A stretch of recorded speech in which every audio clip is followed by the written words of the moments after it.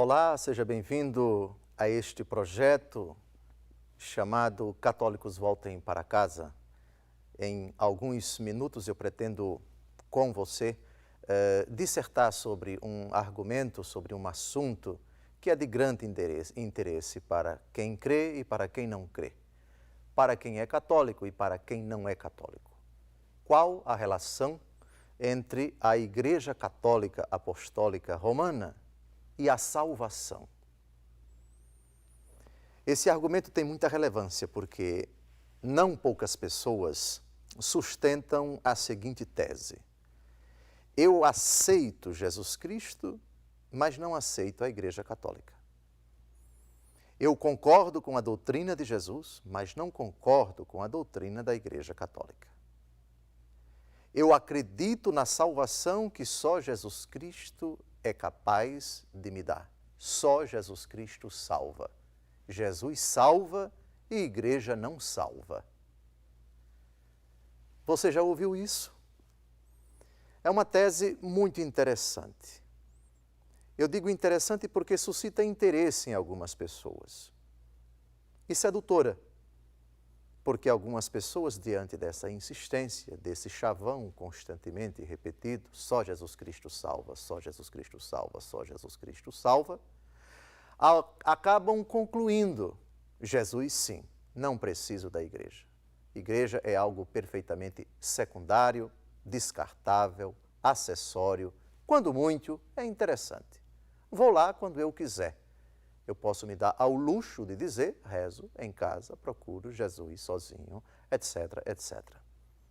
Pois bem, é preciso frequentar a igreja para se salvar?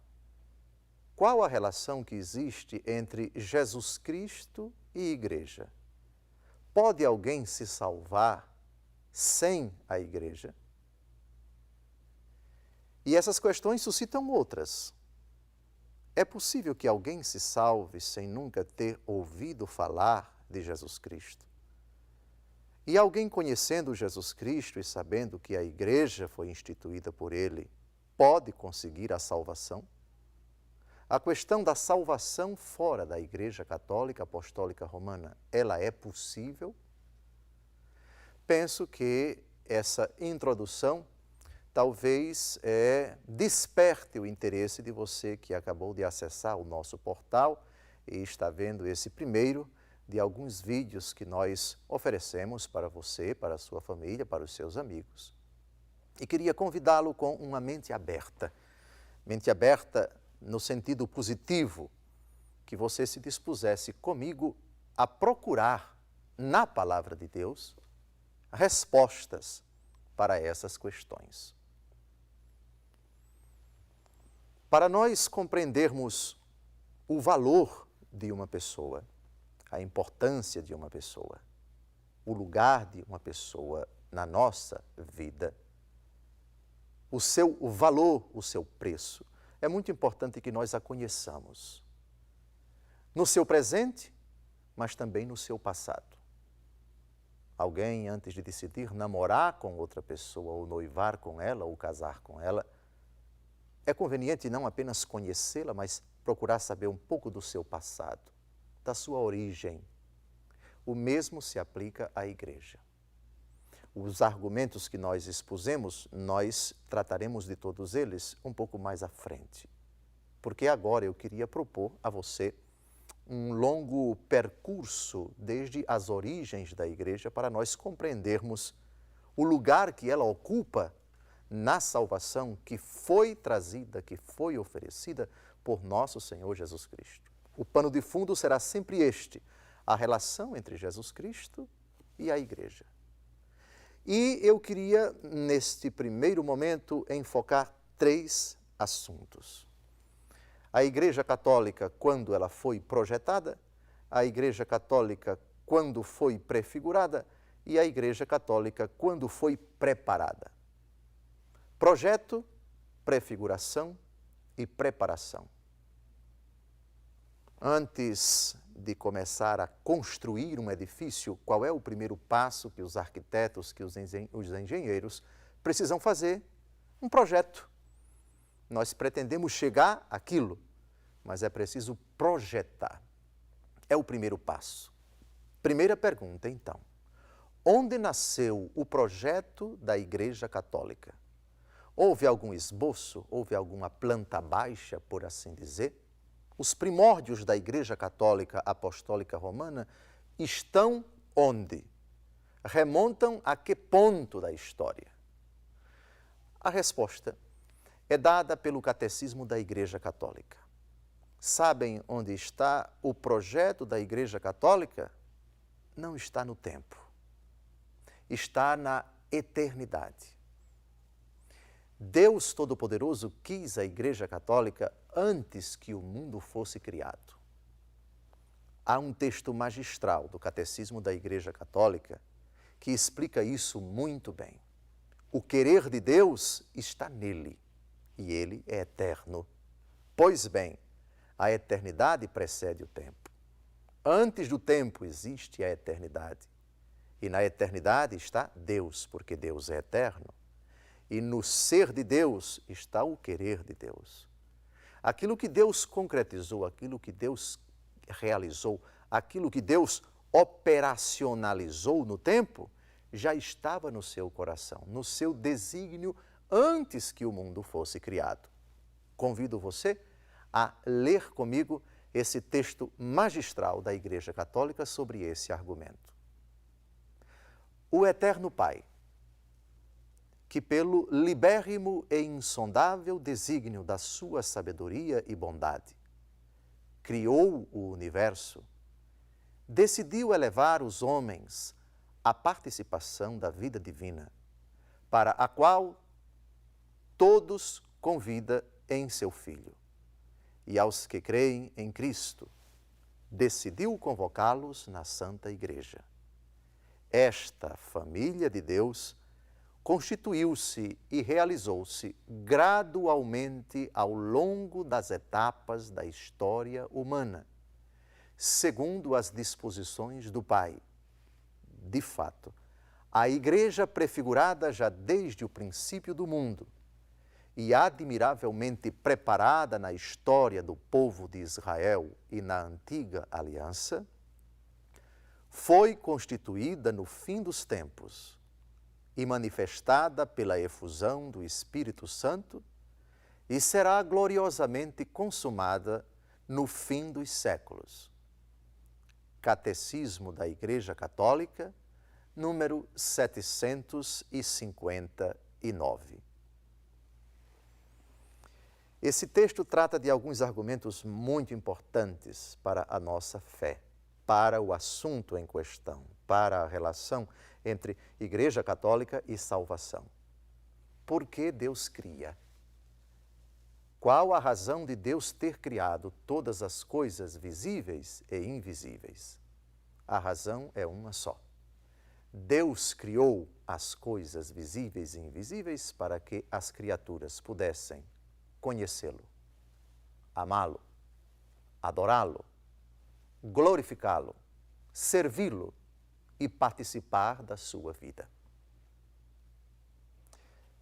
Ora, se Deus cria com a finalidade de salvar, Ele já tem uma intenção. Santo Tomás de Aquino diz que a finalidade é a primeira na ordem da intenção. E a criação é a última na ordem da execução. Primeiro, Deus tenciona. Deus tem uma intenção, um projeto, um plano. É a primeira coisa. Tudo começa com uma intenção, com um motivo. Quero salvar a criação. Criá-la-ei para que ela me conheça, para que ela me sirva, para que ela me adore, para que ela me proclame, me glorifique e possa participar da minha vida. Quero criar para salvar. Quero criar para que a criação participe da minha vida. O único motivo é o amor. Deus cria por amor em vista da salvação. E a salvação, ela é o ato supremo de amor dessa criação, de tudo aquilo que Deus criou. Pois bem, então, Na ordem da execução, temos primeiro o ato criador de Deus, narrado pelo livro do Gênesis. Deus cria as coisas invisíveis, as coisas visíveis, a última criatura. Ele decide que seja feita, que seja criada a sua imagem e semelhança, façamos o homem a nossa imagem e semelhança, constitui toda a criação, dota toda a criação com leis. A criação tem uma ordem, não é uma desordem aquilo que Deus criou. Tudo está regido, tudo está sob os auspícios da providência divina. A criação tem um sentido, tem uma meta bem precisa. Existe uma harmonia profunda em tudo aquilo que Deus criou. Existem leis que Deus conferiu às criaturas para que elas fossem regidas por essas leis. E a lei última é a providência divina que conduz, que protege, que guarda e que rege tudo.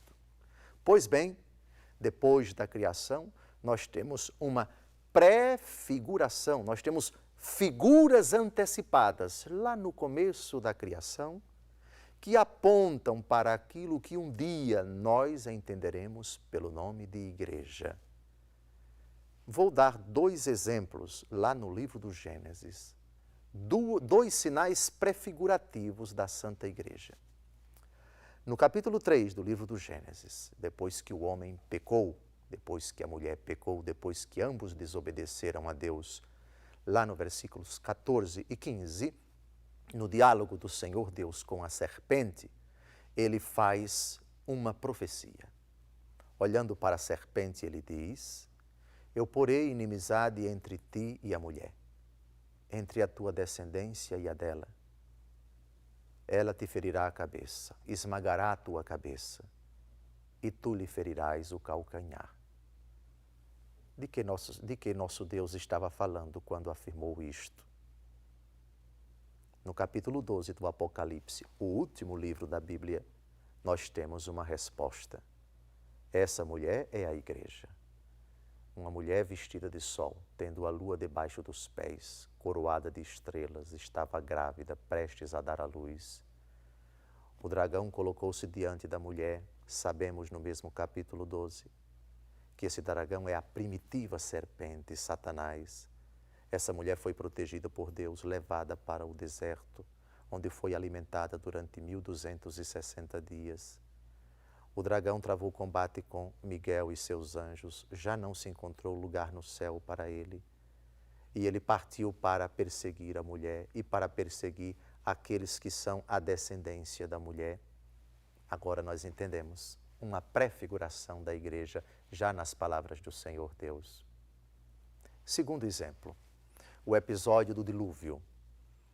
O Senhor Deus determina que que Noé construa uma arca dentro da qual ele deve colocar um casal de todos os animais que ele encontrar na face da terra, e envia uma chuva torrencial, chove sobre a terra durante 40 dias, e somente aqueles que estão dentro da arca escapam. O apóstolo Pedro, numa de suas cartas no Novo Testamento, vai dizer que a arca é símbolo da igreja, símbolo do batismo que agora nos salva. Prefiguração. Lá no começo da história da humanidade, lá nos primórdios da revelação, nós temos algumas figuras antecipadas, isto é, prefiguras, prefigurações daquilo que um dia se chamará igreja, daquilo que um dia virá a ser a igreja. Então, tratemos agora dessa questão da prefiguração, tendo sempre em mente essas palavrinhas, 4 palavrinhas que são fundamentais para compreendermos a igreja. A igreja projetada, já vimos isto lá na eternidade. Depois, igreja prefigurada. Depois, igreja preparada. Depois, igreja constituída, fundada, institucionalizada. Vamos então ao segundo momento, a igreja prefigurada. Também, nesse sentido, temos um texto magistral do Catecismo da Igreja Católica. O mundo foi criado em ordem à igreja, diziam os cristãos dos primeiros tempos. Deus criou o mundo em ordem a comunhão na sua vida divina. Comunhão que se realiza pela convocação dos homens em Cristo. E esta convocação é a Igreja. A Igreja é o fim de todas as coisas. Até as próprias vicissitudes dolorosas, como a queda dos anjos e o pecado do homem, não foram permitidas por Deus, senão como ocasião e meio de pôr em ação toda a força do seu braço, toda a medida do amor que queria dar ao mundo. Assim como a vontade de Deus é um ato e se chama mundo, do mesmo modo, a sua intenção é a salvação dos homens e chama-se Igreja. Prefiguração. Deus quis a Igreja, e isso não se encontra no tempo, já afirmamos, encontra-se na eternidade. Deus projetou, sonhou, por assim dizer, com a Igreja, desejou-a. É no projeto de Deus que está a origem da Igreja. Deus cria e coloca na história, nos acontecimentos dos homens, pré-figuras, pré-antes. Figura é uma imagem parca, uma imagem ainda muito remota. E Deus vai preparando a humanidade para concretizar aquele sonho, aquele desejo, aquele projeto que já estava no seu coração, no íntimo do seu ser, antes que o mundo fosse criado. O texto que acabamos de ouvir do Catecismo da Igreja Católica faz referência a certos acontecimentos, a certas vicissitudes que são narradas em tons muitas vezes dramáticos no Antigo Testamento. O pecado do homem, a inclinação do homem ao pecado e todas as consequências do pecado. Na história de Israel, dores, aflições, traições, guerras, idolatrias, toda a história da humanidade ali representada numa nação chamada Israel, escolhida por Deus em Abraão, traduz perfeitamente as vicissitudes, as angústias, as perturbações, os dramas, as angústias, as aflições da humanidade, desde o pecado de Adão até os tempos atuais. Malgrado tudo isso, nada disso também consegue impedir que o plano de Deus se concretize. Em tudo isso tudo foi permitido por Deus, e quando Deus permite, significa Deus cria o homem livre e não o impede de fazer o mal, nem o força a fazer o bem, porque dotou o homem de uma prerrogativa impressionante e poderosíssima. O homem tem a capacidade de decidir. Não podia ser diferente, uma vez que Deus criou o homem à sua imagem e semelhança. E Deus é livre e não age coagido por nada nem por ninguém. O homem é imagem e semelhança de Deus.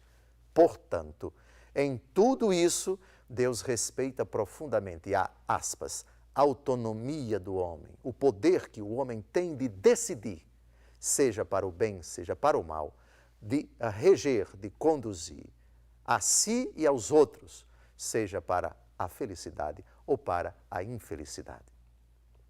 A prefiguração também se concretiza naqueles sinais da nova aliança. Veremos mais na frente, antes de nosso Senhor Jesus Cristo constituir aqueles elementos fundamentais que vão integrar a estrutura chamada Igreja.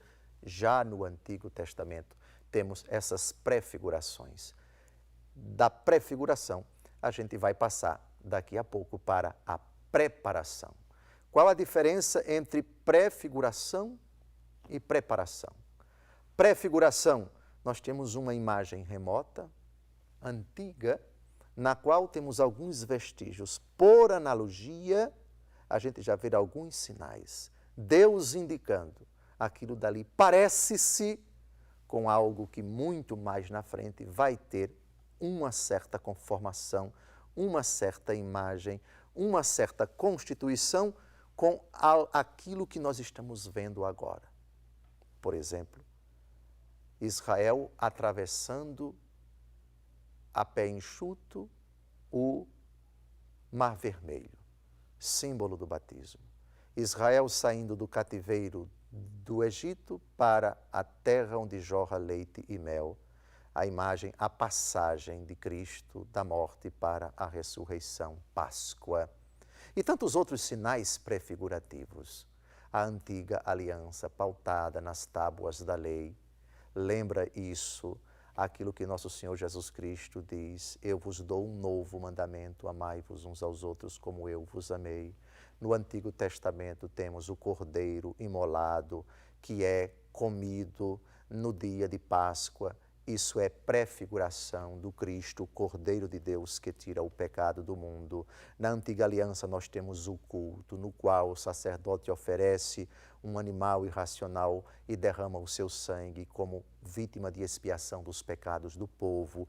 Isso é prefiguração do Cordeiro de Deus que tira o pecado do mundo, que vai derramar o seu sangue, o Filho de Deus, na cruz, etc. No próximo bloco, no próximo vídeo, eu convido você a fazer essa aventura de, à luz do Antigo Testamento, enfocar, tratar desse assunto, a igreja preparada. Deus a projetou e Deus a prefigurou e agora Ele começa a preparar a igreja. Grave bem essas 4 palavras-chave até a constituição da igreja. Igreja projetada, igreja prefigurada, igreja preparada, igreja constituída, igreja fundada. Até lá.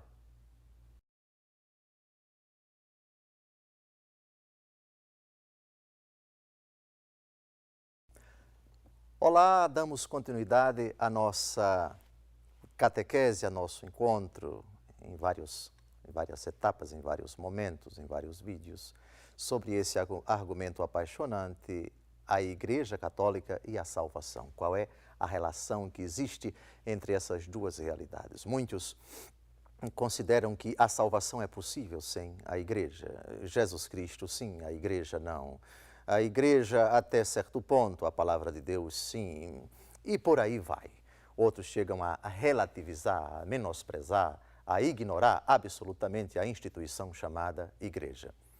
Já dedicamos um bloco de 22 minutos à primeira parte do nosso argumento, refletindo sobre 2 aspectos muito importantes da realidade chamada igreja. Quando a Igreja Católica foi projetada, a Igreja no projeto de Deus e a Igreja prefigurada. Agora nós trataremos de uma outra questão, a preparação da Igreja. Deus prepara a humanidade em vista da Igreja. A Igreja está sendo preparada para ser constituída. Há um princípio na convivência humana segundo o qual tudo para ser bem feito tem que ser bem preparado. Pergunte a alguém que prova que desfruta de alguma coisa preparada, não preparada, feita a toque de caixa, feita às pressas. Realmente é uma coisa bem feita? Consistente? Provavelmente não. Tudo para ser bem feito tem que ser bem preparado. O tempo de Deus não é o tempo do homem. Diz o salmista, para Deus 1000 anos são como um dia que passou. Deus não está atrelado ao tempo. Deus é Senhor do tempo. O que para nós significa muito tempo, para Deus não significa nada. O que são 1800 anos de Abraão até nosso Senhor Jesus Cristo em comparação com o tempo que decorre da grande explosão, o Big Bang. Faça-se a luz, diz o livro do Gênesis. Provavelmente isso é uma alusão ao primeiro momento da história, a grande explosão, a teoria talvez mais sustentada, mais defendida no mundo científico acerca da origem do universo. Pois bem, 1800 anos de preparação para a igreja, para Deus isso é nada. É preciso que nós, ao analisarmos o agir de Deus, não o submetamos aos nossos critérios caducos, infantis, imperfeitos. Deus é Senhor do tempo. Ele é o alfa e o ômega, aquele que era, aquele que é e aquele que vem. Pois bem, a preparação da igreja demorou 1800 anos. Sua prefiguração já está nos primórdios. Faça-se a luz, disse o Senhor Deus, a primeira criatura que foi feita. Pois bem, isso é uma alusão à frase de Jesus, no capítulo 8 de São João, versículo 12. Eu sou a luz do mundo. Quem me segue não andará nas trevas, mas terá a luz da vida. Do Gênesis, aquele que é a cabeça da igreja. Outra prefiguração, o Espírito de Deus pairava sobre as águas, lá no versículo 3 do capítulo 1 do livro dos Gênesis. No dia da Páscoa, Jesus sopra sobre os apóstolos e diz, recebei o Espírito Santo. Aqueles a quem perdoardes os pecados, ser-lhes-ão perdoados. Aqueles a quem os retiverdes, ser-lhes-ão retidos. Veja, o que Deus diz no começo, volta a dizer na plenitude dos tempos com relação à igreja. Coincidência? Não existe coincidência na Bíblia. Existe providência. Existe uma cadeia de fatos que vão se intercalando, que vão se conjugando, de sorte que quando nós olhamos para o conjunto, percebemos a realidade é aqui, é Cristo. Mas nos primórdios já temos uns indícios, já temos uns lampejos. A prefiguração já nos indica muita coisa. Pois bem, depois da prefiguração, vamos à preparação. E a respeito da preparação, gravem bem as 4 palavras-chave a respeito da igreja. Projetada, prefigurada, preparada e constituída. Vamos agora tratar da terceira palavra, preparada. De novo, o catecismo da Igreja Católica. A reunião do povo de Deus começa no instante em que o pecado destrói a comunhão dos homens com Deus e entre si. A reunião da igreja é, por assim dizer, a reação de Deus ao caos provocado pelo pecado. Esta reunificação realiza-se secretamente no seio de todos os povos. Em qualquer nação, quem o teme e pratica a justiça é aceito por ele. Esse texto dos Atos dos Apóstolos, capítulo 10, versículo 35, é fundamental para nós compreendermos que depois do pecado, imediatamente após a desobediência dos nossos primeiros pais, Adão e Eva, naquela frase que já comentei no vídeo anterior, porém inimizade entre ti e a mulher, entre a tua descendência e a dela, ela esmagará a tua cabeça e tu lhe ferirás o seu calcanhar, já é o indício, a reação de Deus. Agora ele já começa a pôr em ato aquilo que ele havia projetado desde toda a eternidade. Curioso, fantástico, sedutor, maravilhoso. Do mal cometido pelo homem, Deus Todo-Poderoso vai tirar um bem maior. Isso nos faz lembrar Romanos capítulo 8, versículo 28. Deus coopera em tudo para o bem daqueles que o amam. Santo Agostinho vai chamar o pecado original de feliz culpa, porque graças a esse pecado veio um tão grande Redentor. Pois bem, a reação de Deus é imediata, porém inimizade entre tua descendência e a dela. Alguns capítulos depois, precisamente no capítulo 12 do livro do Gênesis, o Senhor chama um homem que vivia num mundo marcado pelo politeísmo, o mundo que não conhecia o Deus revelado, o único Deus. Abrão, deixa a tua casa, a tua parentela, a tua terra e vai para onde eu te indicar. Eu te farei o pai de uma grande nação. Abençoarei os que te abençoarem. Amaldiçoarei os que te amaldiçoarem. A tua descendência será tão numerosa como os grãos de areia do mar. E Abrão partiu. E assim começa a aventura da preparação remota. Deus vai em Abraão e na sua descendência constituir um povo. Vai educar esse povo, vai preparar esse povo. para sair do seu estado de ignorância, que era grande naquele tempo, o desconhecimento acerca da vontade de Deus, acerca do próprio Deus, e com muita paciência, sem nenhuma pressa, como um habilíssimo, como um perfeitíssimo pedagogo. Pedagogo vem de pedagogia, e pedagogia vem de paidion, criança, agó, conduzir. Pedagogia é a arte de conduzir a criança do seu estágio de tenra idade até um estado de maturidade ou puberdade ou adolescência. O papel do pedagogo é ajudar a criança a amadurecer, a compreender as coisas, a habilmente dominar a arte da escrita, a arte da fala, comportamentos, gestos, costumes, atitudes e assim por diante. E Deus não tem pressa. E para isso Ele leva em conta a mentalidade rude, a mentalidade própria do tempo desse povo chamado Israel, mentalidade hoje inadmissível aos critérios atuais. Pensemos, por exemplo, no princípio, na lei do talião, dente por dente, olho por olho. Ah, mas isso é inadmissível.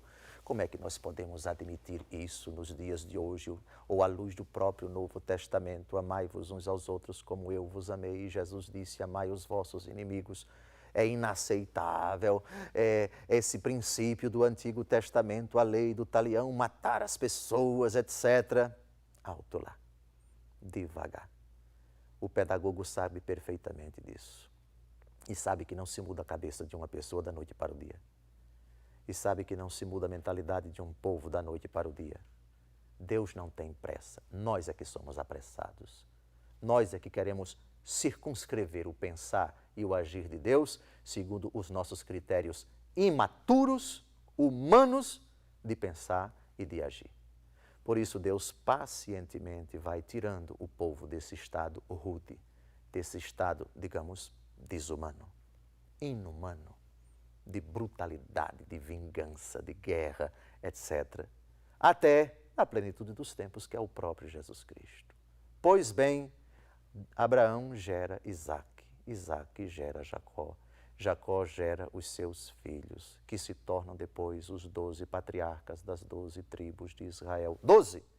Gravem bem esse número, porque na plenitude dos tempos, Jesus vai chamar para estarem consigo, não 13 ou mais, não 11 ou menos, apenas 12 apóstolos. Reparem a prefiguração. O Senhor quis que Jacó, que litigou com o anjo e teve o seu nome mudado para Israel, tivesse 12 filhos. 12. Os chefes, os patriarcas das 12 tribos de Israel. Lá no Apocalipse, o número dos eleitos, simbolicamente, será 144 mil. Atos dos Apóstolos, capítulo 7. 144 mil? O que isso significa? É a simbologia de 12 vezes 12 vezes 1000. 12 tribos do Antigo Testamento, 12 apóstolos do Novo Testamento. 1000, um número que significa grande quantidade. Nada acontece por acaso. E Deus vai estabelecendo pacientemente os alicerces, a estrutura, o substrato que vai um dia ser utilizado por nosso Senhor Jesus Cristo lá na frente, na Constituição. Lembrem-se, projeção, prefiguração, preparação e Constituição. Primeiro Deus projeta, depois prefigura, depois prepara, depois constitui. Estão entendendo? Ótimo, muito bom. Pois bem, de Abraão para Isaque, de Isaque para Jacó, de Jacó para as 12 tribos de Israel.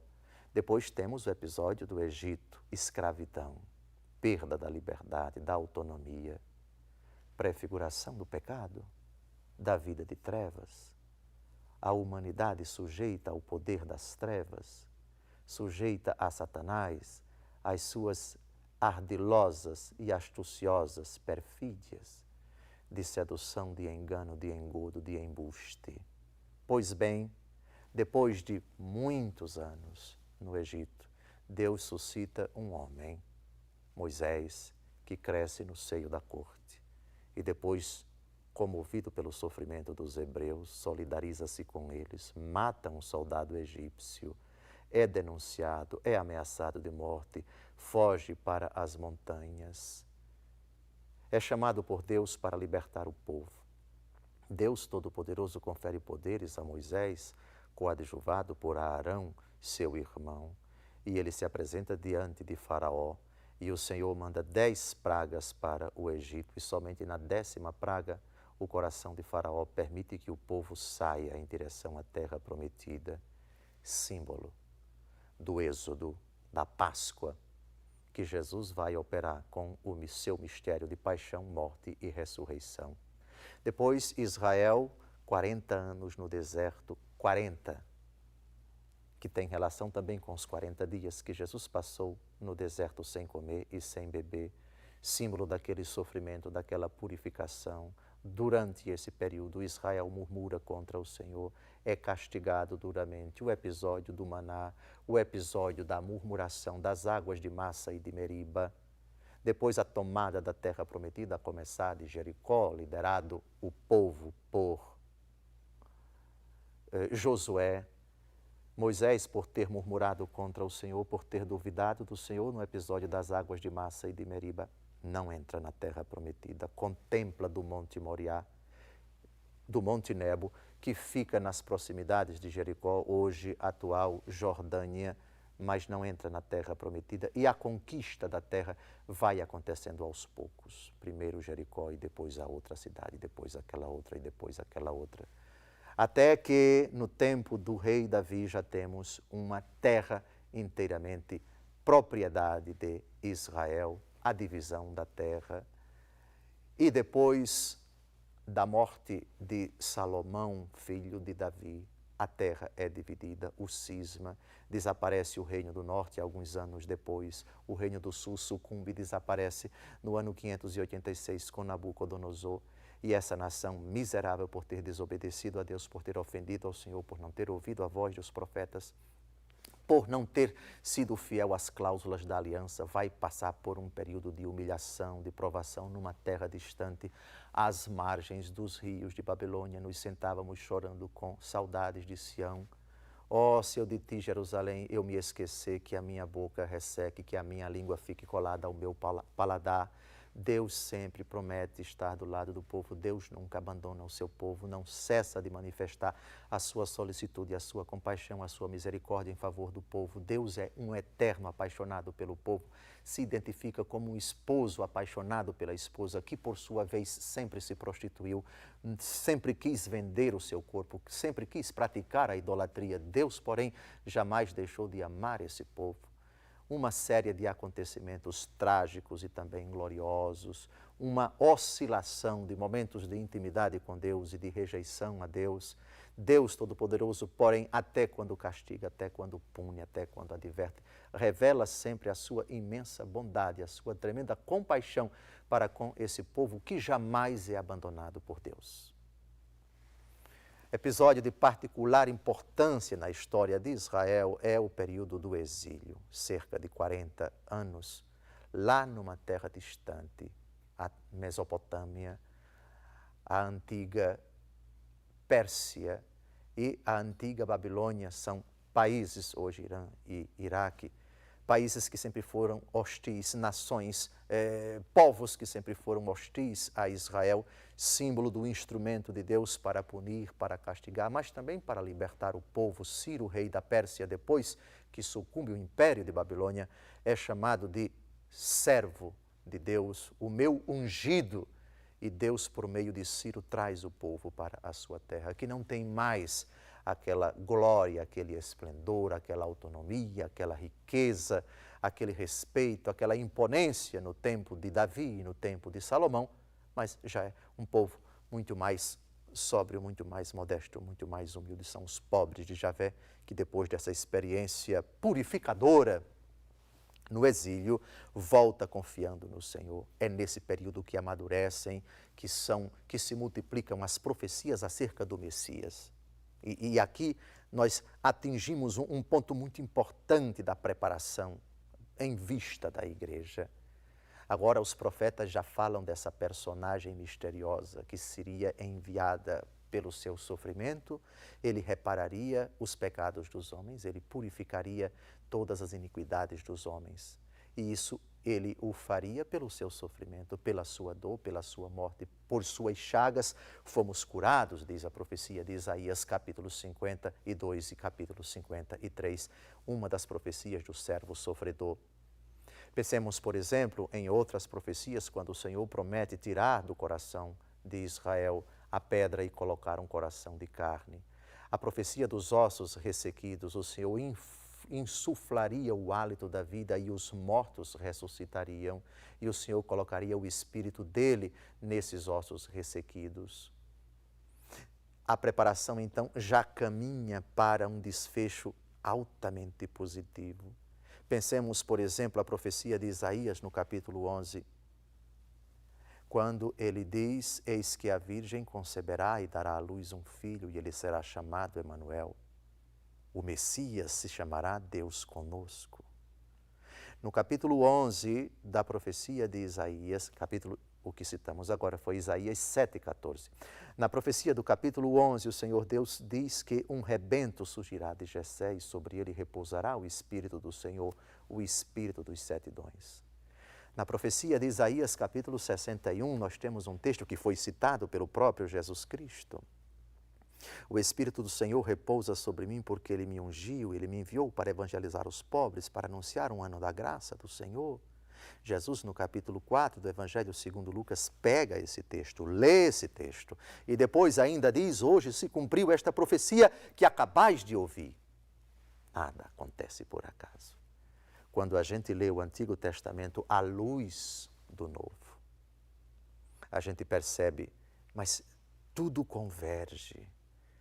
Mas as profecias foram precisas. Estava tudo profetizado. Deus preparou a igreja. Os indícios estão no Antigo Testamento. É muita coisa que converge, de sorte que não permite que nós concluamos que houve coincidência, foi fruto do acaso. Acaso coisa nenhuma. Projetada, prefigurada e preparada. No próximo vídeo, nós vamos tratar da quarta palavra acerca da igreja, constituída. Até agora, a igreja projetada, a igreja prefigurada, a igreja preparada. Convido você a assistir o próximo vídeo, a igreja fundada por nosso Senhor Jesus Cristo.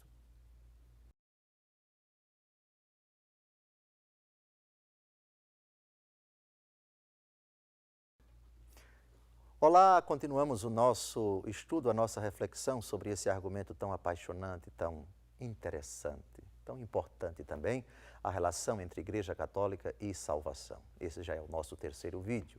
No primeiro, nós falamos da Igreja Católica projetada, querida, sonhada, desejada por Deus desde toda a eternidade.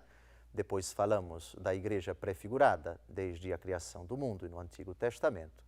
E a igreja preparada na Antiga Aliança. Agora, nós vamos falar da constituição da igreja.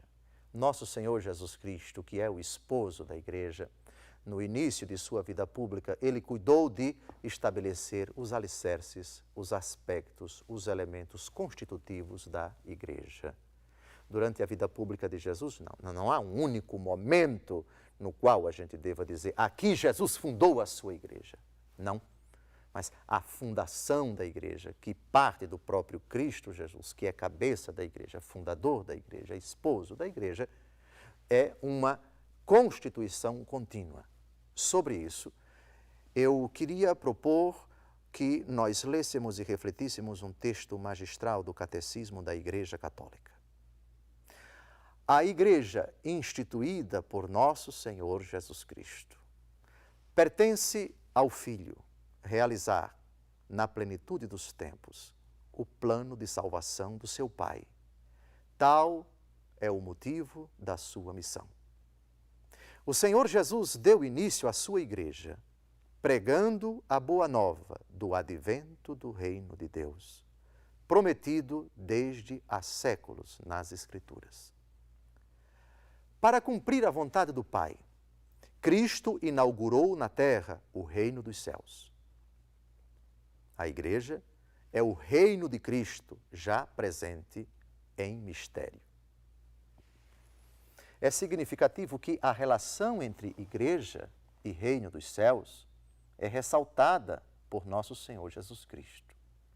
Se nós fizermos um levantamento das parábolas de nosso Senhor Jesus Cristo, nós vamos constatar que a grande maioria delas começa assim. O reino dos céus é semelhante a. O reino dos céus é como. Por exemplo, o reino dos céus é como o semeador que saiu a semear. O reino dos céus é semelhante a uma mulher que perde uma moeda. O reino dos céus é semelhante a isto ou aquilo outro. Jesus instaura o reino. Ele é o Rei dos Reis, é o Senhor dos Senhores. Reino dos céus e reino de Deus e reino de Cristo são expressões sinônimas, porque o Pai reina em Cristo, porque Cristo entregará o seu reino ao Pai, porque Cristo procede do Pai, porque o reino de Cristo é o reino do Pai. Tudo que o Pai tem é meu, eu e o Pai somos um. Vejam, reino e igreja. Alguns hereges dizem, Jesus pregou o reino, mas veio a igreja. Isso é heresia. Jesus instaurou o reino na sua pessoa. Ele mesmo disse, se é pelo dedo de Deus que eu expulso os demônios, então o reino de Deus já está no meio de vós. Jesus é a presença, é a manifestação, evidente, solene e explícita, incontestável, da presença do reino de Deus no meio dos homens. Tu és rei, eu sou rei, respondeu Jesus. Aquela autoridade civil naquele processo injusto que culminou na sua morte. Esse reino se manifesta, primeiro, com palavras de Jesus, com os gestos de Jesus, com suas curas, com seus exorcismos, com suas intervenções miraculosas, com seus prodígios sobre coisas, sobre pessoas, sobre a natureza. E a igreja já é esse germe do reino. O reino de Deus já está presente na igreja. Tudo começa com a pregação de Jesus. Na pregação de Jesus, o reino. Evidência do reino, a pessoa de Jesus, como prolongamento da pessoa de Jesus, como desdobramento, como evidência solene da presença de Cristo. Ele ainda no nosso meio. Nós temos elementos que vão constituir aquela realidade que haveria de perdurar por todos os tempos e da qual Jesus se referia quando disse, eis que eu estarei convosco todos os dias, até a consumação dos tempos. Pois bem, este reino se manifesta aos homens como? Quais os sinais do reino de Deus durante a vida pública de Jesus e nos tempos atuais? Responde a esta questão também o Catecismo da Igreja Católica, nesse texto magistral. Leiamos. Este reino manifesta-se aos homens na palavra, nas obras e na presença de Cristo. Acolher a palavra de Jesus é acolher o próprio reino. O germe e começo do reino é o pequeno rebanho daqueles que Jesus veio congregar ao seu redor e dos quais ele próprio é o pastor. Eles constituem a verdadeira família de Jesus. Aqueles que assim juntou em redor de si, ensinou uma nova maneira de agir, mas também uma oração própria. Que curioso e que bonito também. A relação entre Jesus e reino e entre reino e igreja. Jesus é anunciador do reino, mas também a manifestação do reino. Onde está Jesus? Aí está o reinado de Deus no meio dos homens. Rei dos reis e Senhor dos senhores é um título que o Apocalipse atribui muito justamente ao Senhor. Quem aceita Jesus, aceita sua palavra. Ocorre que sua palavra é a respeito do reino, essencialmente a pregação de Jesus é tornar os homens conhecedores da maior prova do amor do Pai pelos homens. Ele mesmo que disse: tanto Deus amou o mundo que enviou o seu Filho, para que todo aquele que nele crê não pereça, mas tenha a vida eterna. O texto do Catecismo da Igreja Católica fez alusão, ainda há pouco, à oração. Até na oração o reino está presente. Quando o homem ora, o reino deve ser exaltado, deve ser dignificado, deve ser colocado num ponto especialíssimo da oração do cristão. Reparem se essa categoria aparece no Pai Nosso. Pai nosso que estás nos céus, santificado seja o vosso nome. Venha a nós o vosso reino. O reino está presente constantemente. Ele é onipresente nos atos, nos gestos, nas palavras, nos milagres, nos exorcismos, nos prodígios, na intenção. É uma prioridade na vida de Jesus.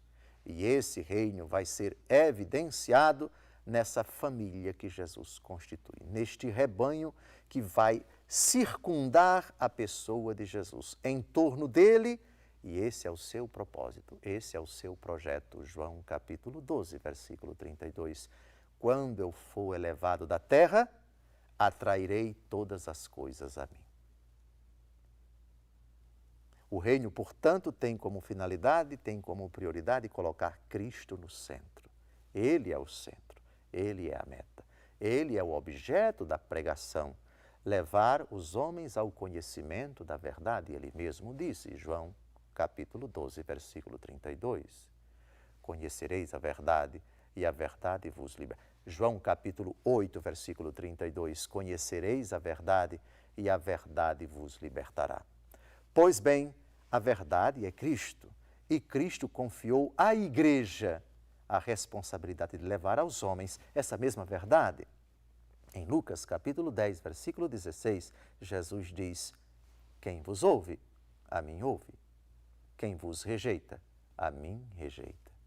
Reparem que não dá para dissociar até agora, vocês estão acompanhando bem, não dá para dissociar Jesus de sua pregação. E não dá para dissociar a pregação de Jesus do reino. E não dá para dissociar o reino da igreja. As coisas caminham. As coisas estão intimamente interligadas, se supõem e se exigem reciprocamente.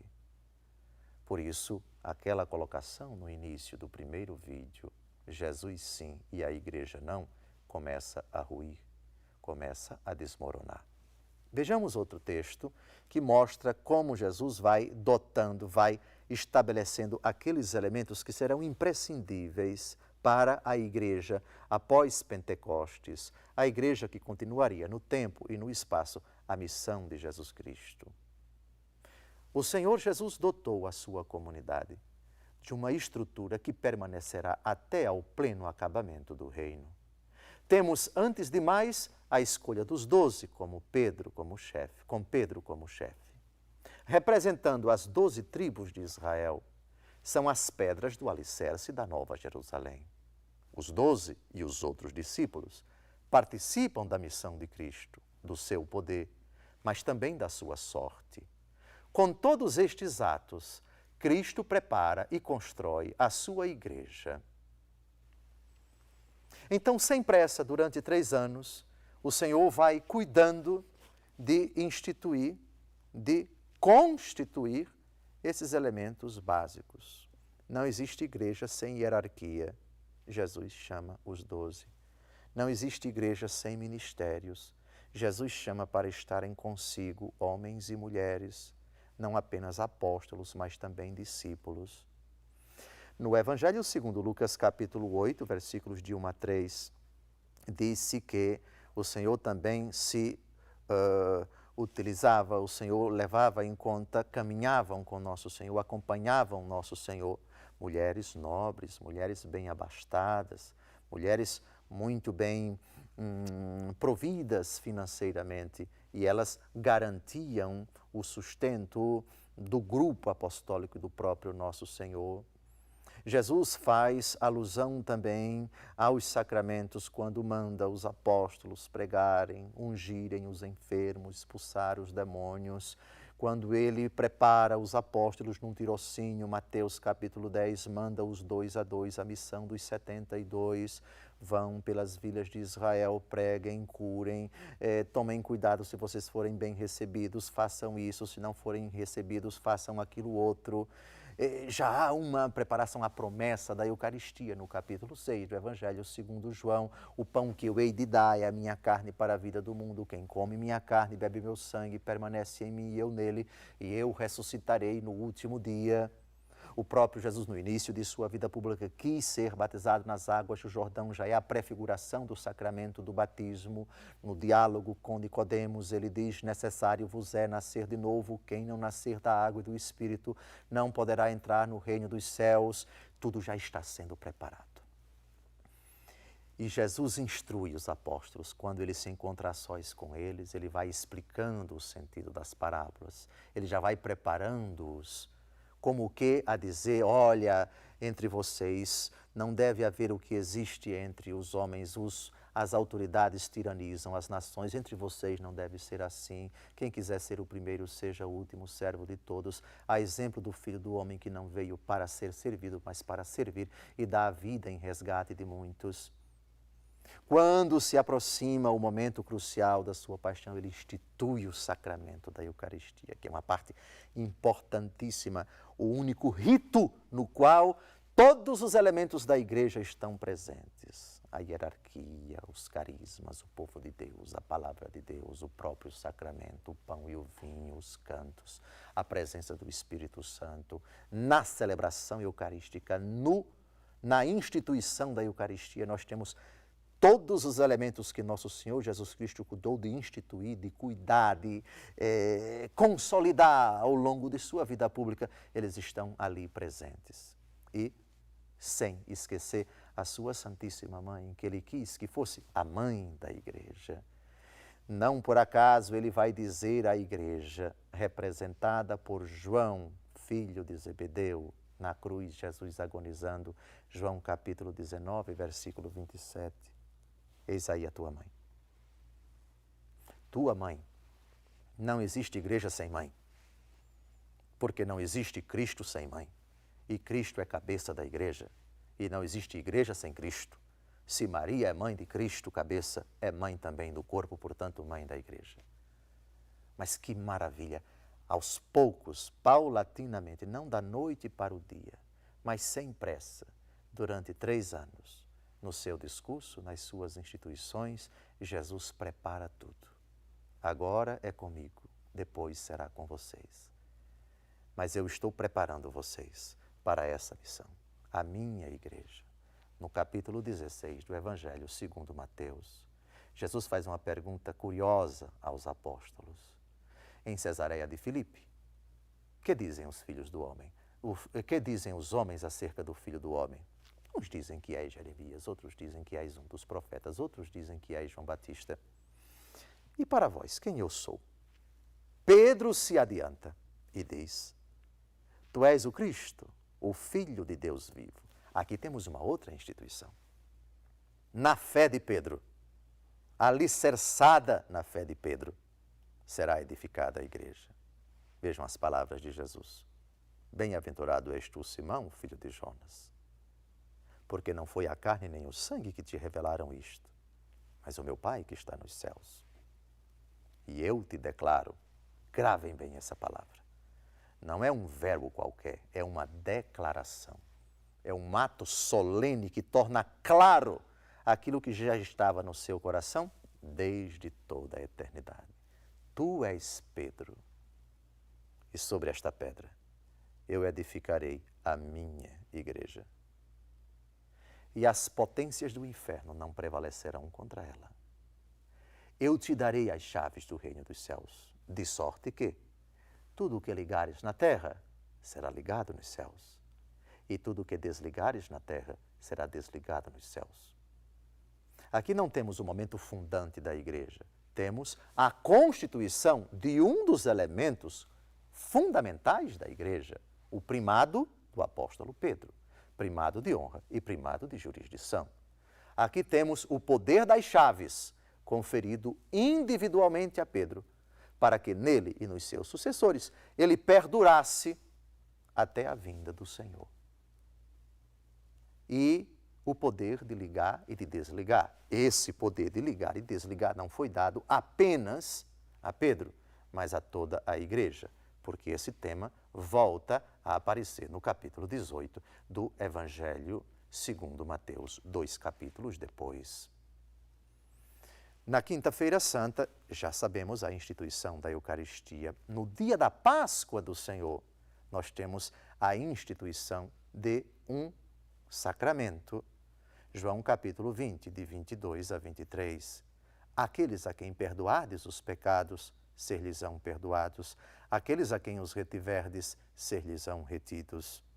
Então, reparem a ordem perfeitamente concatenada. Na Quinta-feira Santa, a instituição de dois sacramentos, a Eucaristia e o sacramento da ordem. Fazei isto em memória de mim.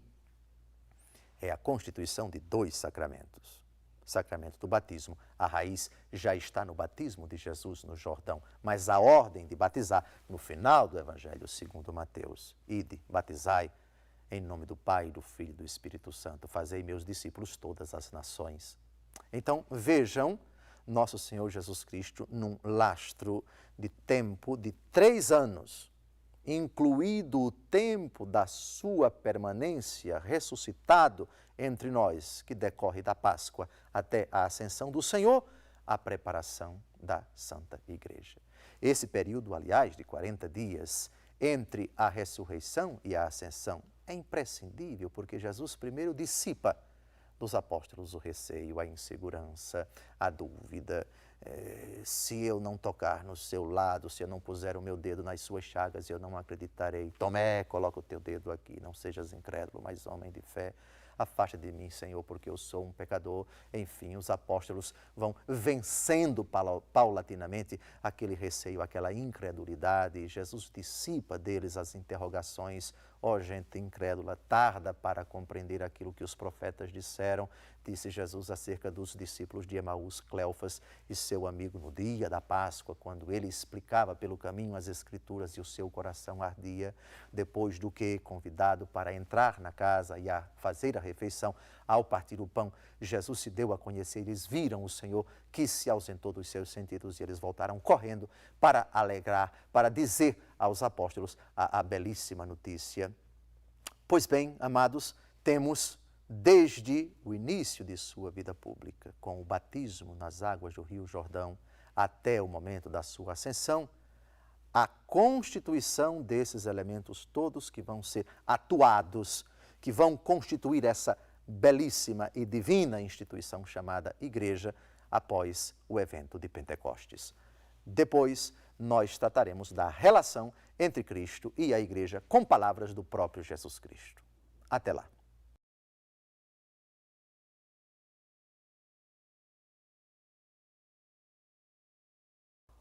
Olá, obrigado pela audiência, você que acompanha essa nossa reflexão distribuída em alguns vídeos sobre a relação entre a Igreja Católica e a salvação. Hoje, nesse bloco, nesse conjunto de minutos, cerca de 15 ou 20 minutos, nós vamos dedicar somente a citações bíblicas, palavras do próprio Jesus Cristo e dos apóstolos que mostram a relação intrínseca, necessária, fundamental entre Jesus Cristo e a Igreja. O pano de fundo desse nosso argumento distribuído em 4 vídeos é o seguinte: Jesus Cristo, a Igreja Católica e a salvação. Ou em termos mais genéricos, a Igreja Católica e a salvação. Sim, porque muitos dizem Jesus Cristo sim, mas a Igreja não. Eu aceito Jesus, mas não aceito a Igreja. Eu preciso de Jesus, mas não preciso da Igreja. Qual é a relação, o papel, a importância, o lugar da Igreja Católica na salvação? Pois bem,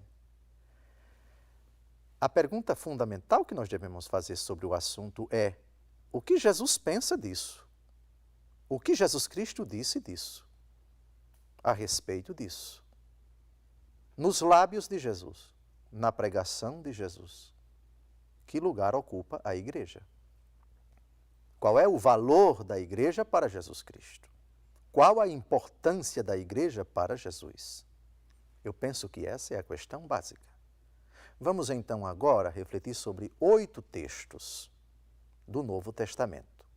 Alguns dos evangelhos, outros das cartas dos apóstolos. O primeiro texto é extraído do Evangelho segundo Mateus. Vejamos o que diz nosso Senhor sobre a igreja. Eu te declaro, tu és Pedro, e sobre esta pedra edificarei a minha igreja.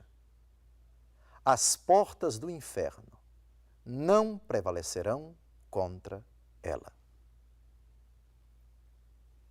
Aqui nós já temos uma palavrinha-chave muito importante para nós. Com relação à igreja, Jesus é o edificador. Eu edificarei a minha igreja. Jesus é o fundador da igreja.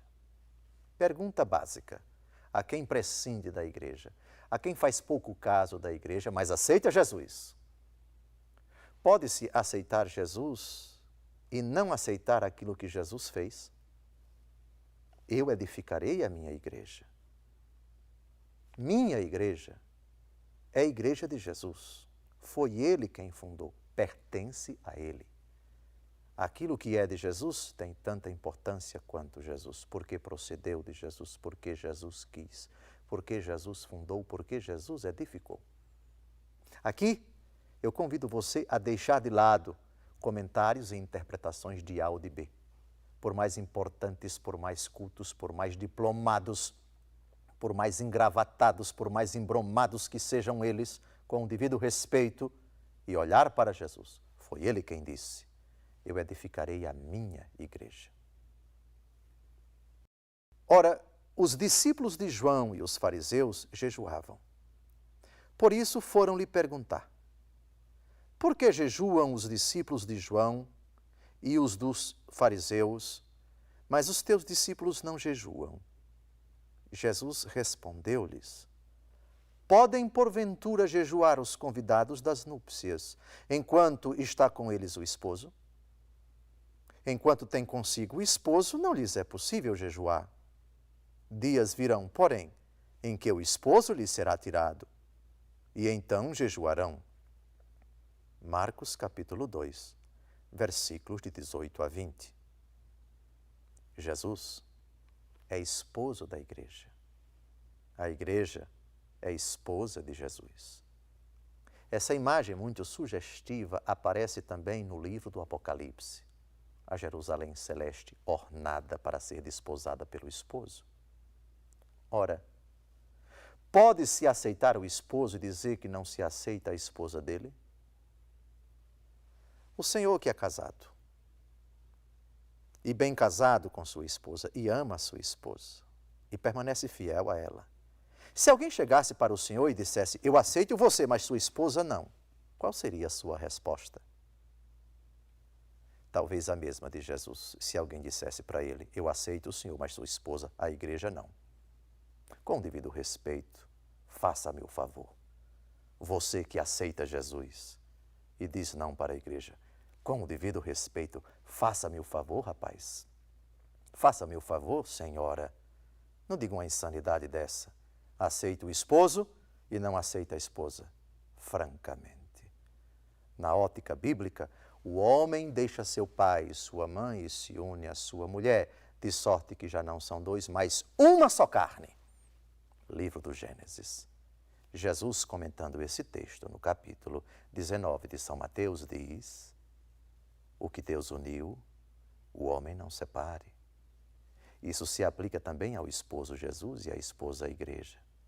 Quem é você para separar o esposo da esposa e dizer: eu aceito Jesus e não aceito a igreja? Meu amigo, faça-me o favor, reconsidere esse seu pensamento. Faça-me o favor, por favor. Próximo texto. Pela prática sincera da caridade, cresçamos em todos os sentidos naquele que é a cabeça, Cristo. Efésios capítulo 4, versículo 15. Cristo é cabeça da igreja. Aqueles que pensam, eu preciso de Cristo, mas não da igreja, à luz dessa imagem utilizada pelo apóstolo Paulo, o que ele está pretendendo fazer é decapitar a igreja. Imagine uma pessoa que tem uma cabeça e tem um corpo. Não existe pessoa sem cabeça e sem corpo. Se separa a cabeça do corpo, a cabeça morre e o corpo morre. Imagine uma pessoa, então, que à luz dessa imagem, Cristo, cabeça, a igreja é o corpo, diz, eu aceito Jesus, mas não aceito a igreja. Ou seja, eu quero a cabeça, mas não quero o corpo. Não dá para separar. Jesus Cristo é a cabeça, o seu corpo é a igreja. Como conceber a cabeça sem o corpo? Como conceber o corpo sem a cabeça? Com o devido respeito, faça-me o favor, reconsidere sua colocação. Próximo texto. Ele é a cabeça do corpo da igreja. Ele é o princípio, o primogênito dentre os mortos. E por isso tem o primeiro lugar em todas as coisas. Colossenses capítulo 1, versículo 18. A imagem da cabeça associada a Cristo e do corpo associada à igreja é muito cara ao apóstolo Paulo. Ele é a cabeça da igreja, que é o seu corpo. Repito o que disse ainda há pouco. Não dá para separar jamais a cabeça do corpo e o corpo da cabeça. Os dois estão intrinsecamente unidos. Cristo quis ser cabeça da igreja. Portanto, Cristo quis associar a igreja a si, numa união quase que hipostática. Eu vivo, mas já não sou eu que vivo, é Cristo que vive em mim, diz o apóstolo Paulo numa frase que bem cabe, que bem se apropria, que bem se aplica a todos os integrantes da igreja. Próximo texto. Ninguém vos roube a seu bel prazer a palma da corrida, sob pretexto de humildade e culto dos anjos. Desencaminham-se estas pessoas em suas próprias visões e, cheias do vão orgulho de seu espírito materialista, não se mantêm unidas à cabeça, da qual todo o corpo, pela união das junturas e articulações, se alimenta e cresce conforme um crescimento disposto por Deus. Colossenses capítulo 2, versículos de 18 a 19. Todo o corpo se alimenta, depende da cabeça. Existe uma inter-relação profunda, tanto para ir quanto para voltar. Cristo quis, entre aspas, depender da igreja, porque desposou-a, porque deu a vida por ela, e porque, entre aspas, depende dela. Ide pelo mundo. Cristo absolutamente não necessita de nada nem de ninguém, mas quis necessitar da sua igreja, porque com o mistério da encarnação e redenção na cruz, ele a desposou, deu a sua vida por ela, estabeleceu com ela uma nova e eterna aliança. É um vínculo indissolúvel de fidelidade, de amor, de entrega, de reciprocidade. Próximo texto. E sujeitou a seus pés todas as coisas, e o constituiu chefe supremo da igreja, que é o seu corpo, o receptáculo daquele que enche todas as coisas, sob todos os aspectos. Efésios capítulo 1, versículos de 22 a 23. Aqui nós temos uma outra imagem muito significativa. Jesus é o chefe, Jesus é o comandante, Jesus é o líder, Jesus é o cabeça, por assim dizer. Pois bem, o Senhor quis liderar, o Senhor quis ser o cabeça, o Senhor quis ser o chefe. E aqueles que estão sob o comando do Senhor têm uma importância crucial, porque Ele o quis. Se Ele não quisesse comandar ninguém, se Ele achasse que fosse perfeitamente dispensável ter comandados, Ele não se autoproclamaria o chefe. Chefe no amor, evidentemente, chefe na doação, chefe como servo, chefe porque servo. Mas a igreja é chefiada pelo Senhor. Não se pode apenas tributar valor ao chefe e menosprezar os seus subordinados. Outro texto onde a expressão chefe aparece também é tirado de uma expressão, de um texto muito solene do apóstolo Paulo, onde também aparece a relação entre Cristo e a igreja como esposo e esposa. Vejamos o texto, vejamos o que diz São Paulo. O marido é o chefe da mulher, como Cristo é o chefe da igreja, seu corpo, da qual ele é o Salvador. Assim, ora, como a igreja é submissa a Cristo, assim também o sejam em tudo as mulheres a seus maridos. Maridos, amai as vossas mulheres como Cristo amou a igreja e se entregou por ela, para santificá-la, purificando-a pela água do batismo com a palavra, para apresentá-la a si mesma toda gloriosa, sem mácula, sem ruga, sem qualquer outro defeito semelhante, mas santa e irrepreensível. Assim, os maridos devem amar as suas mulheres como a seu próprio corpo. Quem ama a sua mulher, ama-se a si mesmo. Certamente ninguém jamais aborreceu a sua própria carne. Ao contrário, cada qual a alimenta e a trata como Cristo faz a sua igreja, porque somos membros do seu corpo.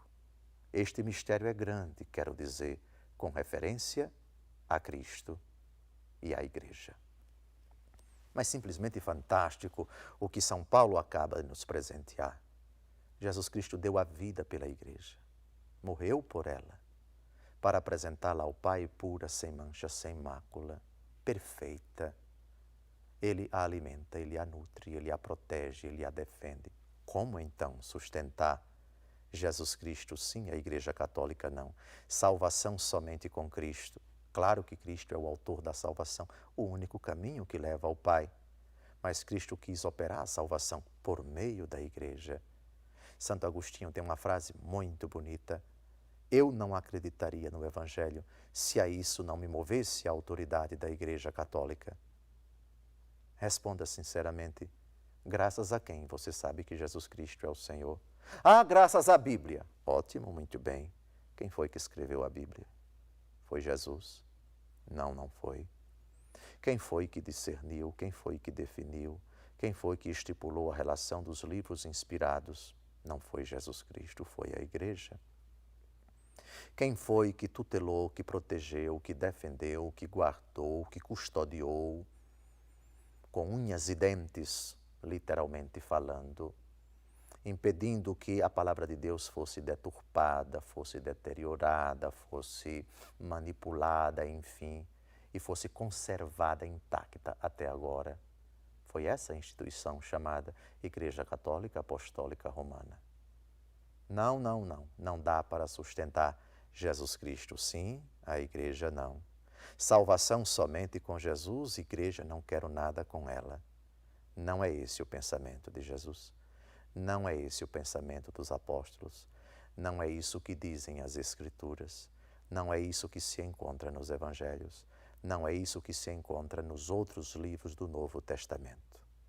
A Igreja Católica é imprescindível, é fundamental para a salvação, é instrumento, é germe do reino dos céus, já é início do reino, não é o reino pleno porque nela subsiste ainda o pecado, mas nela já há sinais desse reino que cresce, que avança, que se difunde, que é chamado a se estender por toda a face da terra, o reino já presente na Igreja, em germe, porque ela é a instituição querida por Deus antes que o mundo fosse criado, prefigurada, preparada e constituída pelo próprio Jesus Cristo. Ela continua no tempo e no espaço a ação de Jesus Cristo. Quem vos ouve, a mim ouve, quem vos rejeita, a mim rejeita. Nesse sentido, são significativas as palavras de Jesus Cristo a São Paulo, quando no caminho para Damasco, com carta branca do Sinédrio para perseguir os cristãos, caiu. E uma voz do céu, a de Jesus Cristo, dirigiu-se a Paulo assim: Saulo, Saulo, por que me persegues? Ora, Jesus já havia ressuscitado. Jesus não estava mais sujeito a qualquer perseguição. Jesus já se encontrava na dimensão gloriosa, ressuscitado, sentado à direita do Pai. Porque ele disse: Saulo, tu me persegues. Saulo estava perseguindo a Igreja de Cristo, os membros da Igreja de Cristo. Sabem por que Jesus Cristo disse isso? Porque na igreja ele continua a sofrer. Porque quem persegue a igreja persegue o próprio Jesus. Quando fizestes isto a um destes meus irmãos pequeninos, foi a mim que o fizestes. Quem der um copo d'água àquele que vem em meu nome, é a mim, vai receber a recompensa. Está dando ao próprio Jesus. Da mesma forma, quem persegue a igreja está perseguindo o próprio Jesus. Na igreja se manifesta a presença do Cristo ressuscitado. Todos esses elementos pondere, considere, caríssimo católico, que se afastou da igreja, talvez iludido por um certo pensamento ilusório, falaz, mentiroso, de que, segundo o qual, Jesus Cristo salva, a igreja não salva.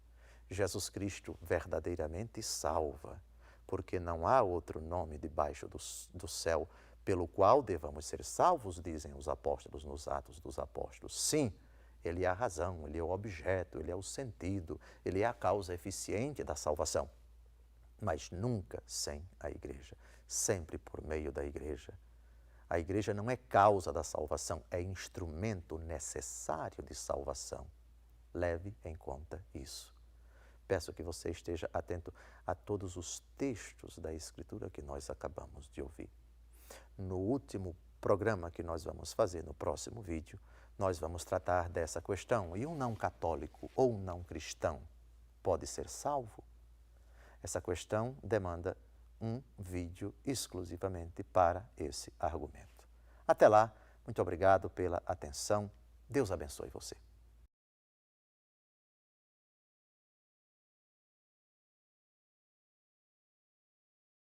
Olá, mais uma vez, aqui estamos reunidos para refletir, eu aqui sentado, você acompanhando pela internet, esse assunto tão fascinante que demandou 5 vídeos, este é o último, sobre esse argumento, a relação entre a Igreja Católica e a salvação. Alguns dizem Jesus Cristo sim, a Igreja não. Para a salvação, apenas a minha relação com Jesus, eu não preciso da Igreja e por aí vai.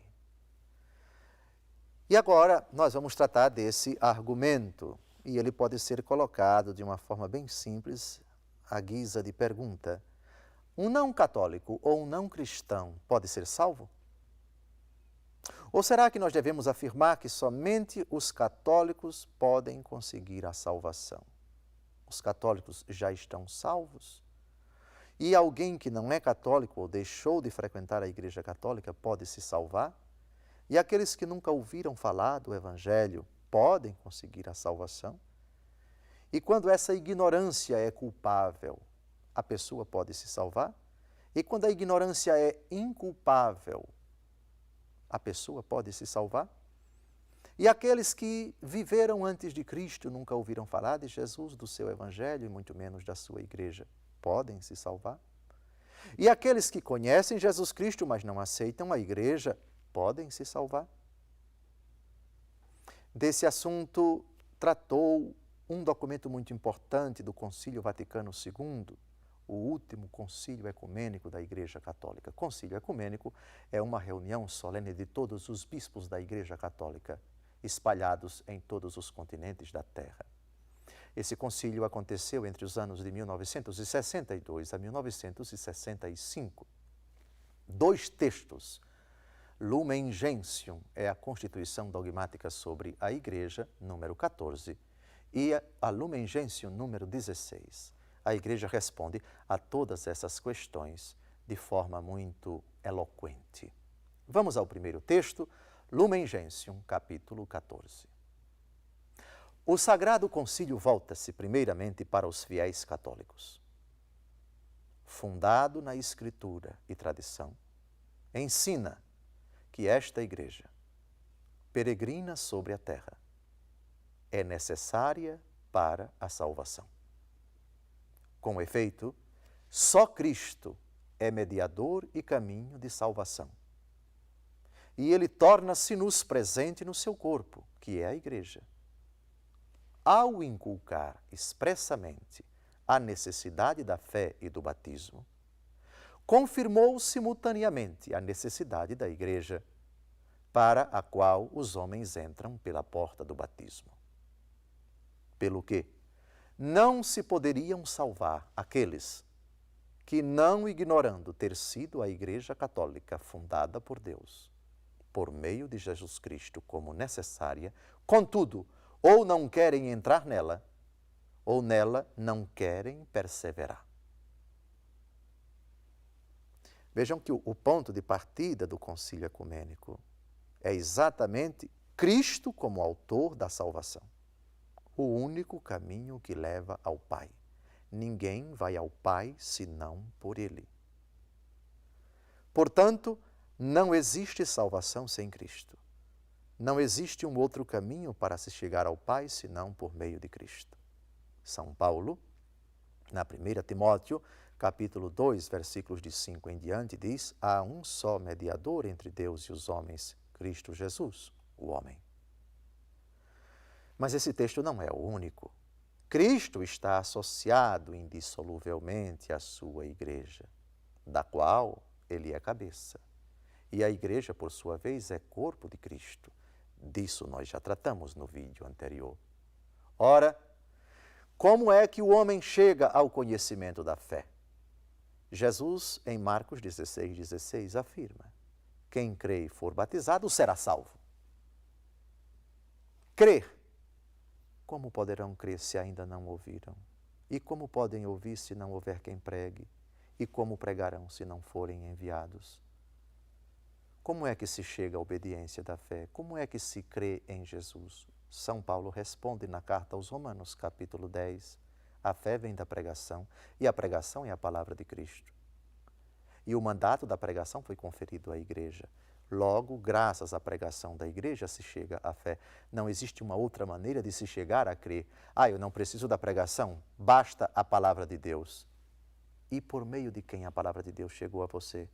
Qual foi a instituição que escreveu isso, que discerniu isto, que definiu quais os livros inspirados que comporiam esta que é chamada de palavra de Deus? A igreja. Depois, o batismo. Quem crê e for batizado será salvo, disse Jesus. Quem é que confere o batismo? Que salva. Quem não crê será condenado. Quem crer e for batizado será salvo. Quem não crer será condenado. É por meio da igreja que somos batizados. É por meio da igreja que atravessamos essa porta de todos os sacramentos, que é o sacramento do batismo, a porta de entrada da família de Deus, a porta de entrada da salvação. Batismo e fé. Fé e batismo. Quem crê e for batizado será salvo. Repito de novo as palavras de Jesus. Marcos capítulo 16, versículo 16. Por isso não se pode falar de fé sem igreja, como não se pode falar de batismo sem igreja. Duas realidades que Jesus considera imprescindíveis para a salvação. De novo, quem crer e for batizado será salvo.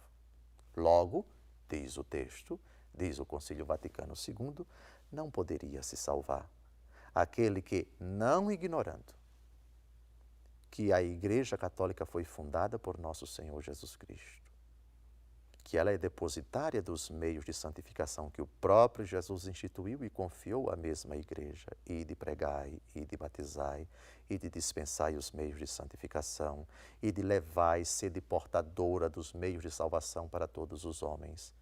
Quem, sabendo que Jesus instituiu a Igreja, e sabendo que ela é dispensadora dos meios de salvação, não aceita a igreja, se recusa a receber os meios de santificação oferecidos pela igreja e se recusa a participar dessa mesma igreja.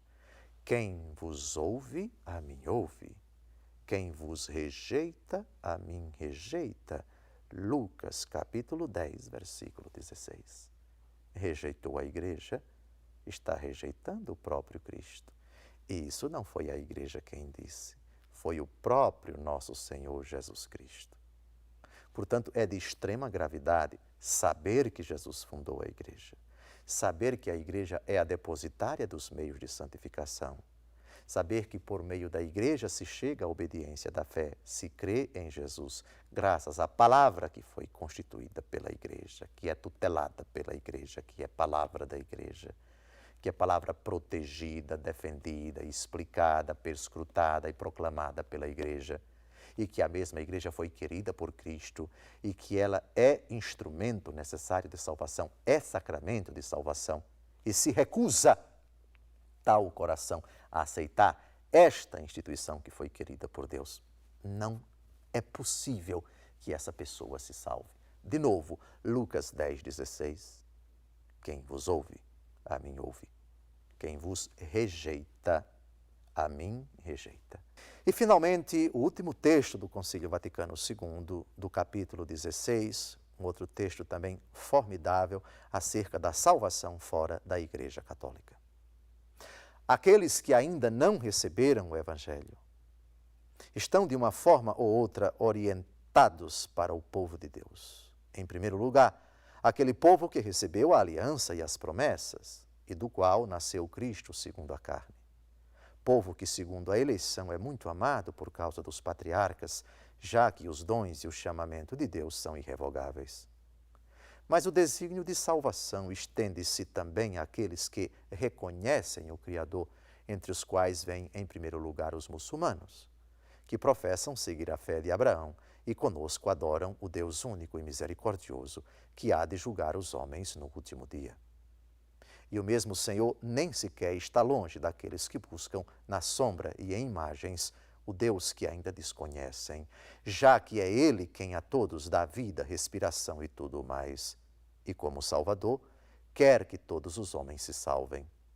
Com efeito, aqueles que, ignorando sem culpa o Evangelho de Cristo e a sua Igreja, procuram, contudo, a Deus com coração sincero, e se esforçam, sob o influxo da graça, por cumprir a sua vontade, manifestada pelo ditame da consciência, também eles podem alcançar a salvação eterna. Nem a divina providência nega os auxílios necessários à salvação àqueles que, sem culpa, não chegaram ainda ao conhecimento explícito de Deus e se esforçam, não sem o auxílio da graça, por levar uma vida reta.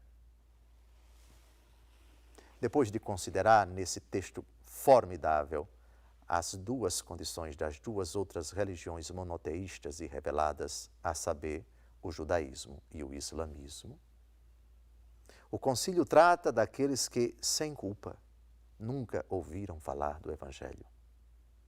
De fato, antes de Cristo, todos os integrantes da humanidade, sem culpa, nunca ouviram falar do Evangelho. Só existe Evangelho depois do mistério da encarnação, no tempo, há 2000 anos atrás.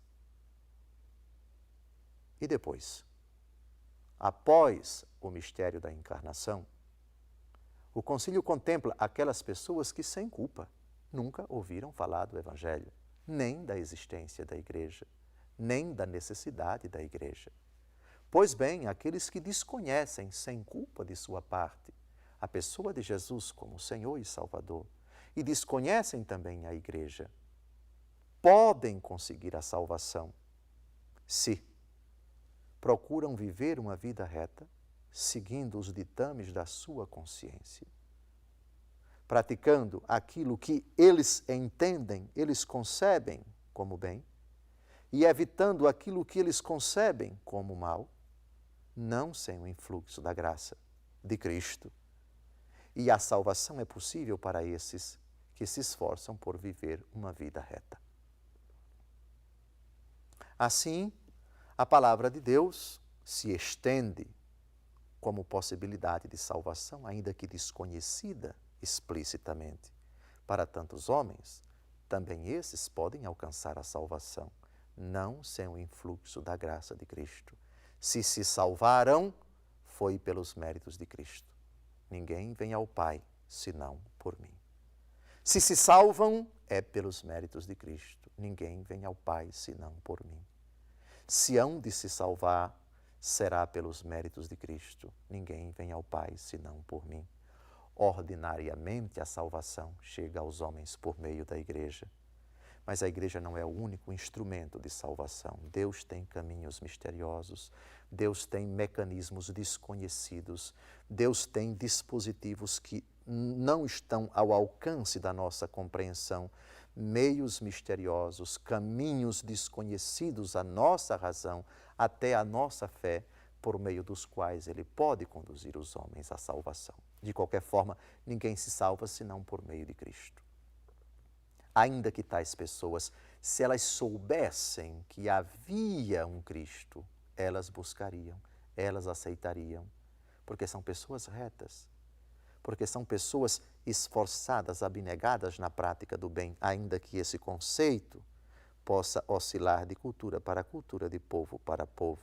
Mas eles, sem culpa, nunca tendo ouvido falar do Evangelho, buscam o que o seu contexto considera de reto, de justo, de louvável, de honrado, de louvável, de edificante, de virtuoso, podem conseguir a salvação. Concluo com esse vídeo, essa série de vídeos dedicada a essa questão tão fascinante, Jesus Cristo e a Igreja e a salvação. A Igreja Católica e o seu papel no processo de salvação, o processo de redenção, o desejo de Deus de salvar todos os homens, de levar todos os homens ao conhecimento da verdade. Desejo que, tendo refletido esses vídeos, você, católico afastado da Igreja, se aproxime dela. Ela abraça você com todo carinho. Convida você ao sincero arrependimento por ter se distanciado daquela que a palavra de Deus chama de mãe. Ela é a Jerusalém Celeste e ela é a nossa mãe, diz a carta de São Paulo aos Gálatas no capítulo 4. A Jerusalém Celeste, a nossa mãe. A mãe que gerou você na fé. A mãe que fez você renascer para a vida nova pelo batismo. A mãe que alimentou você com a Santa Palavra. A mãe que ensinou a você os ensinamentos de Jesus. A mãe que instruiu você.